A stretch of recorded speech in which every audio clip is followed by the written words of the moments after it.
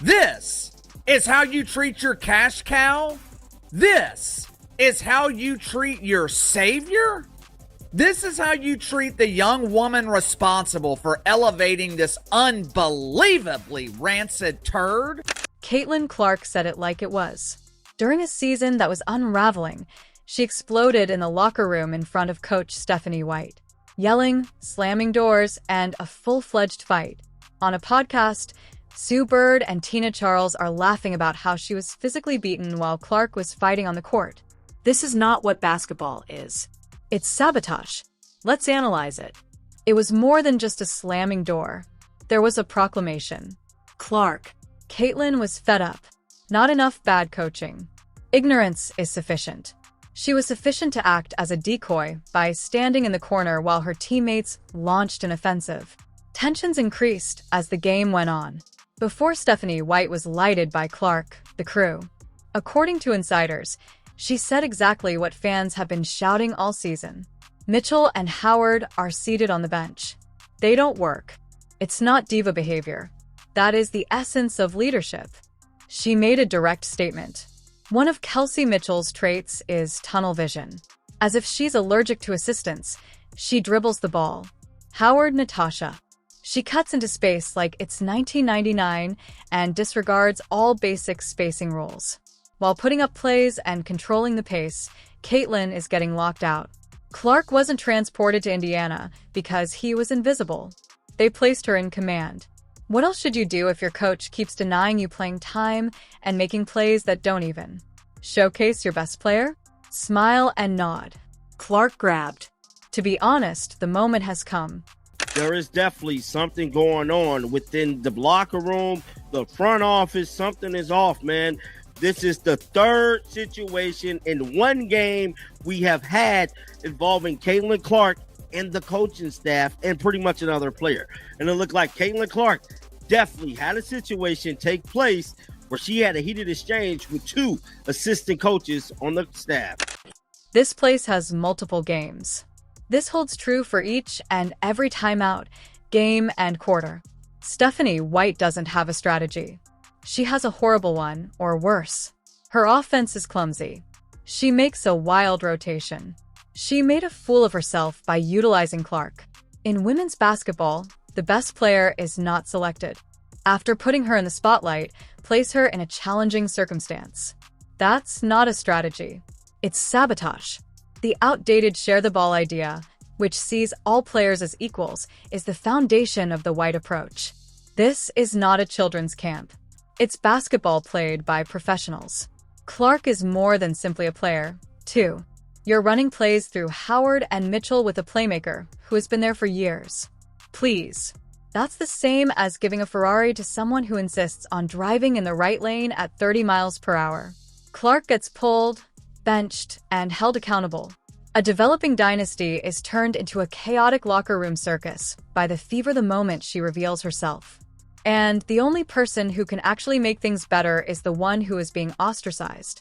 It's time for Stephanie White to defend this offense from the comfort of her couch if she's doing so. Because it's not this.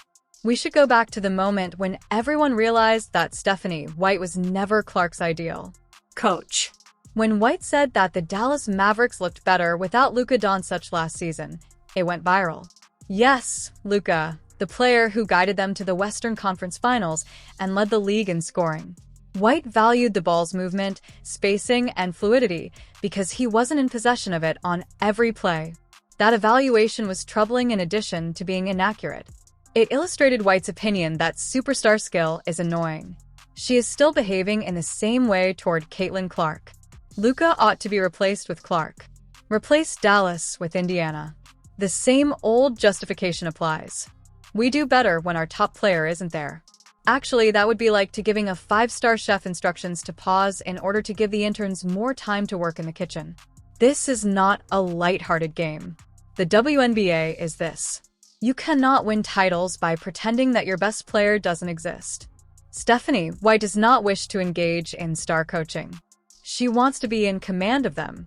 Clark will not permit it to take place. Let's reveal this infraction and get straight to the subject. It's garbage.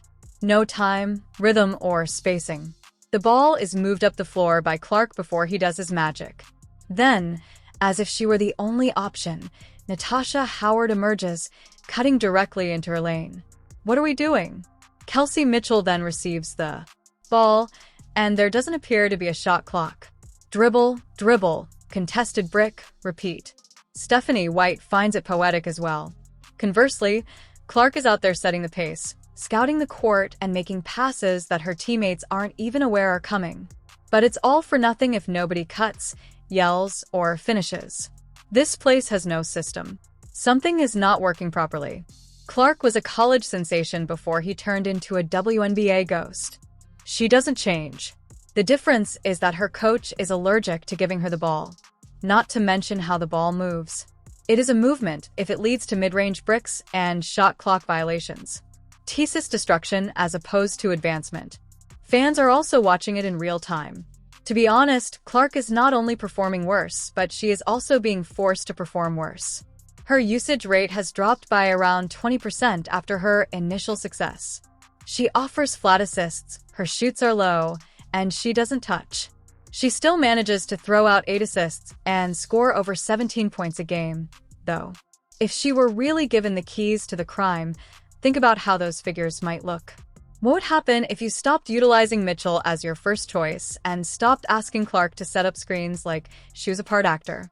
Clark is not struggling. He is surviving. She performs under pressure in each play. Miss. Double teams, no spacing, and screens. Suddenly, she fails to make a shot.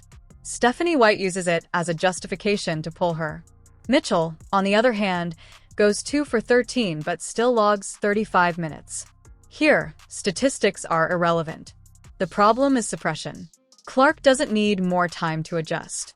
The coach must adjust for her. WNBA legends are mocking her rather than standing up for the league's future, as one might anticipate. Sue Bird and Tina Charles ridiculed Caitlin Clark for getting hit, shoved, fouled, and other incidents during a podcast. Instead of being repulsed, they were entertained. Tina even performed the track as an act. Sue just laughed. Nothing noteworthy is said here. Clown behavior. Yes, that is. These are mature women sitting in front of microphones in high school acting like bullies. The WNBA is already having trouble with Clark's protection. Its mythologies are now making it worse. The worst is yet to arrive.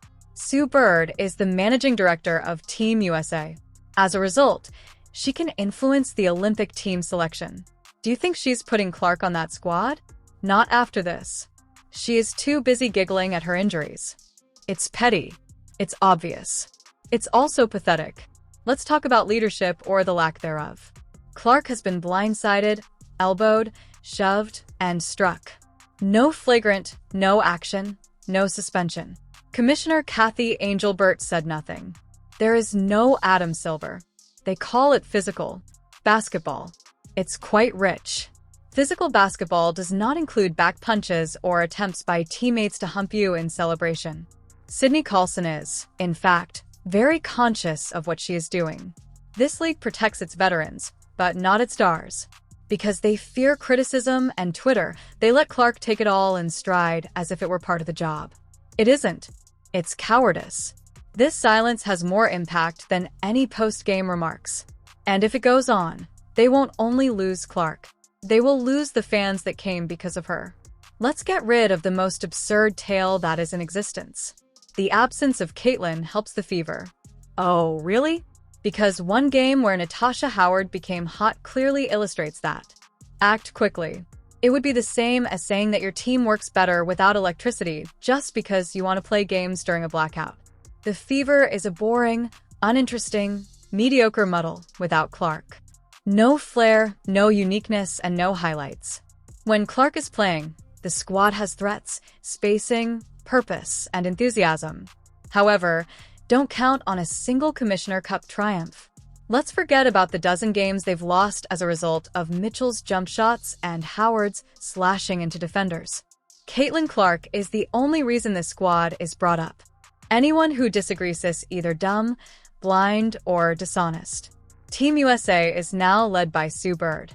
Nor should we sugarcoat it. We understand exactly what that means.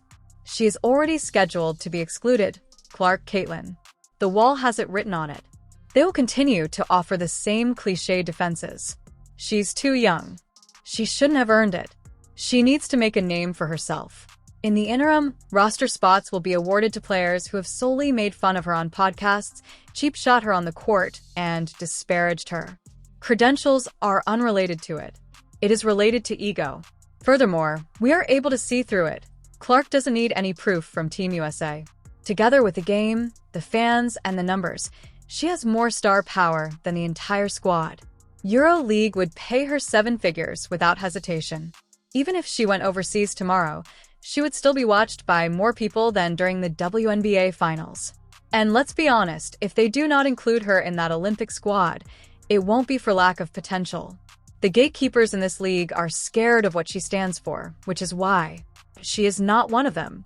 Since she is not a part of the group, they are scared. So go ahead and keep pushing her away, acting as though she is the problem.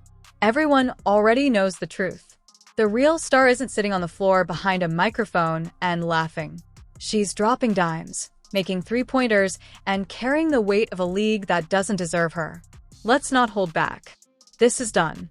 Stephanie White is not the coach Caitlin Clark needs, as anyone who has been following her knows. The experiment didn't work out. Her plan hasn't worked. Her thinking is outdated, and she is too stubborn to change. She doesn't want a leader on the floor. She desires a puppet that stays in line and obeys orders. It's not Clark. Never has it been. Caitlin Clark is a franchise player. She is the kind of athlete you build around rather than box in. If you drive a Ferrari into a school zone, you can't expect onlookers to cheer. You shouldn't quiet your top scorer and then blame her when the team loses. Clark doesn't need any more time. She has to be in command. She needs teammates with good mobility skills. A front office that puts winning ahead of proving that a dysfunctional system works, and a mentor who lets her determine the pace. There is only one chance for the Fever. Terminate Stephanie White or risk missing the biggest advancement in the franchise's history. All of that is here. No compromise is possible because Clark isn't just going to leave Indiana if this continues. She is quitting a league that has failed her miserably. And if it does, Clark is not at fault. There is accountability for everyone who looked on and let it happen. You could lose her forever if you don't let her lead. Clark deserves better. Click like if you concur.